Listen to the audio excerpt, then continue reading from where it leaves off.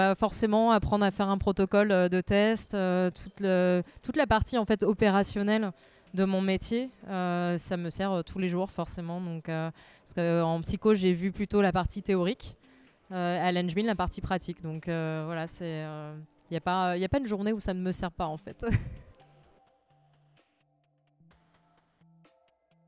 Les conditions de travail, vraiment. Et puis c'est devenu de plus en plus important en fait au fur et à mesure, parce que forcément en début de carrière, ce qui était important pour moi, c'était le salaire, me faire une expérience, etc., rentrer dans un milieu. Mais au fur et à mesure, en fait, pour avoir été dans des environnements un petit peu toxiques, je me suis dit, en fait, la priorité pour moi maintenant, c'est les personnes avec qui j'ai travaillé, le management, en fait, aussi. Hein. Des fois, il suffit, en fait, vraiment juste d'un manager qui est mauvais, on va dire ça comme ça, pour que ça puisse vraiment impacter le travail, en fait, de façon très négative. Donc, vraiment, avant moi, c'est vraiment pour moi, les conditions de travail, les personnes avec qui je vais travailler, c'est plus important.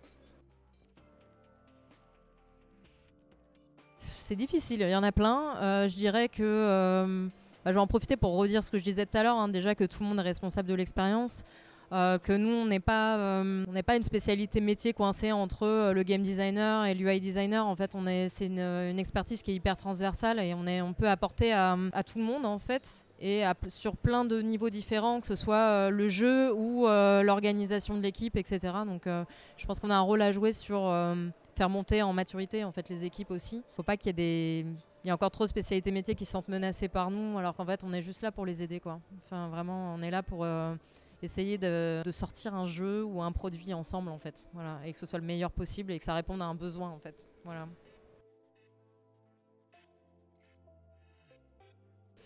Alors, ouais, c'était une volonté en fait de pouvoir déjà de sortir du jeu après l'Engmin. En fait, je m'étais dit, mais en fait, maintenant que j'ai la casquette jeu vidéo, je veux pas m'enfermer. Donc, je voulais voir d'autres choses aussi. À ce moment-là, je m'étais dit, j'aimerais bien bosser dans l'aéronautique. Alors, donc, c'était un peu mon délire du moment.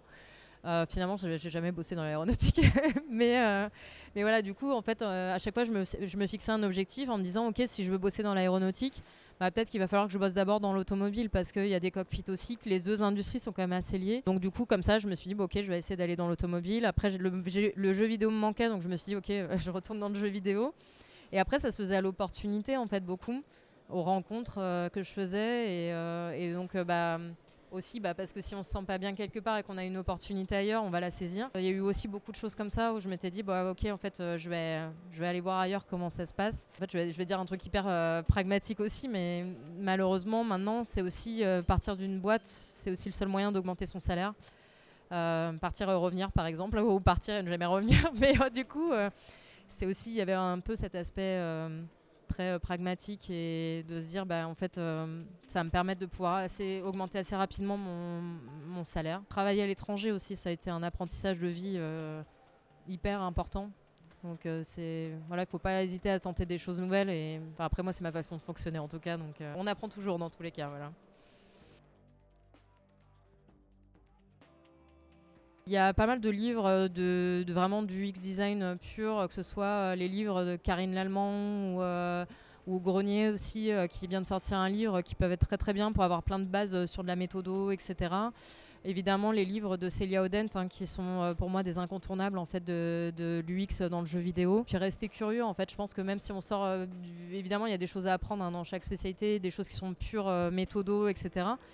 Mais je pense qu'en fait après c'est s'ouvrir au monde en fait aussi qui permet, enfin c'est hyper important dans tous les métiers mais en UX aussi particulièrement, quoi, essayer d'analyser ce qui nous entoure. Des fois ça va juste prendre l'ascenseur, en fait c'est intéressant parce qu'on va voir comment ça a été designé, donc c'est vraiment essayer de rester ouvert à ce qui nous entoure et remettre aussi des choses en question, les analyser, donc c'est déjà une bonne ressource en elle-même de juste se promener en fait.